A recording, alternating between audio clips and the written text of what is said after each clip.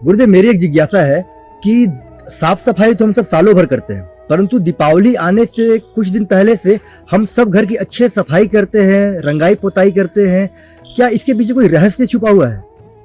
आज मैंने दिवाली की बहुत बड़ी बात बताई कि शनि की उच्च शक्ति को हमारे जीवन में लेके, हमारे कर्म बाल दाता शनि से आशीर्वाद लेके नए शुभ कर्मों की ओर मोड़ना ही दीपावली है।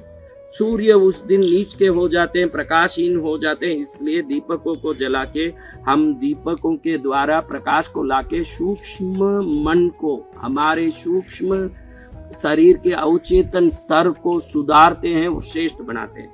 अगर कोई दिवाली को व्यवस्थित करना चाहता है तो उस जमाने में आप देख सकते हो, पुराने घरों में दरवाजे के दोनों तरफ ऊपर 2 गोखले होते थे, उस गोखले में दिए रखे जाते थे। वो दोनों सूर्य के लिए, चंद्र के लिए, यानी पिता के लिए और माता के लिए रखे जाते थे। आजकल ये रखे नहीं जाते हैं। आप खास ध्यान रखना, उस दिन के लिए एक छोटा सा प्लाईवुड भी दीवार पर आप लगा के दरवाजे के दोनों तरफ 3-4 फुट ऊंचा लगा के 2 दिया उधर दीवार की बाहर की तरफ रखोगे, क्योंकि जिस दिन देव पूजा आती है, देव पूजा, देव भक्ति होती है, उस दिन पितृ घर के अंदर नहीं आते हैं। वो देवताओं का दिन होता है।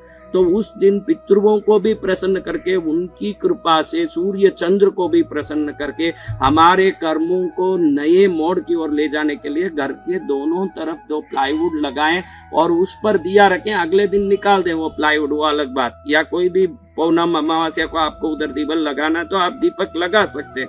और बच्चा पूछ रहा है कि सफाई का क्या तात्पर्य। आप देखिए, आजकल लोग यंत्र ले आते हैं, हमसे भी सवाल करते हैं, महाराज 4-4 यंत्र रखा घर में, कोई परिवर्तन नहीं दिख रहा, कोई उन्नति नहीं दिख रहा, इतना हम जाप कर रहे हैं महाराज, कोई उन्नति नहीं दिख रहा। मैं आपको एक सवाल करूं, तू आधा घंटा पूजा कर ले न 23.5 घंटा गाली देते, गुस्सा करते, गलोच करते रहेगा तो क्या वो यंत्र काम करेगा? आधा घंटा जप करे और बाकी समय मुंह में कोई भी वचन बोलता फिरे तो क्या वो वचन से ये जप कभी सिद्ध होंगे? दीपावली की सफाई बहुत बड़ा वैज्ञानिक रहस्य है। देखिए, पूरे पृथ्वी के लिए हमारा घर एक यंत्र है, पूरे ब्रह्मांड के लिए ये पृथ्वी एक यंत्र है, ब्रह्मांड के लिए हमारी पृथ्वी एक यंत्र है, क्योंकि सजीव जीवन इधर है। और पूरे पृथ्वी के लिए हमारा घर एक यंत्र है। इस पृथ्वी में हजारों करोड़ यंत्र, यानी हजारों करोड़ घर है। उस घर के लिए आप एक चलते फिरते यंत्र हो, क्योंकि आपके अंदर चेतना है, जीवन है, आप एक यंत्र हो।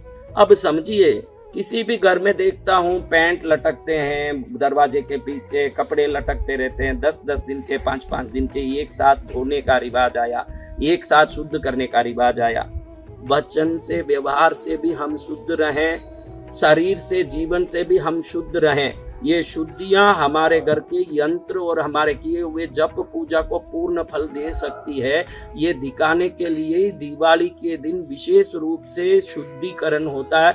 हर घर में दिवाली के दिन विशेष रूप से पोताई, रंगाई होती है और विशेष प्रकार से साफ सफाई होती है। इसका कारण है, जहाँ शुद्धि होगी वहाँ लक्ष्मी होगी, जहाँ शुद्धि होगी वहाँ सकारात्मक ऊर्जा होगा, जहाँ शुद्धि होगी वहीं आपके जीवन को श्रेष्ठ बनाने की मानसिकता उत्पन्न होगी। गंदगी में पड़े हुए लोग गंदा ही सोचेंगे न, गंदगी में पड़े हुए लोग गंदा काम ही करेंगे।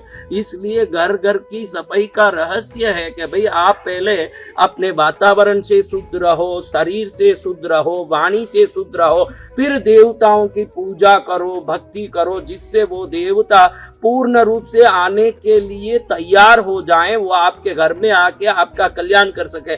आप ही गंदे हो, ना आपका घर ही गंदा है, ना आपका वातावरण ही गंदा हो, उसमें लक्ष्मी आजा, लक्ष्मी आजा। आप ही सोचिए, लक्ष्मी कोई गंदी नाली में आएगी?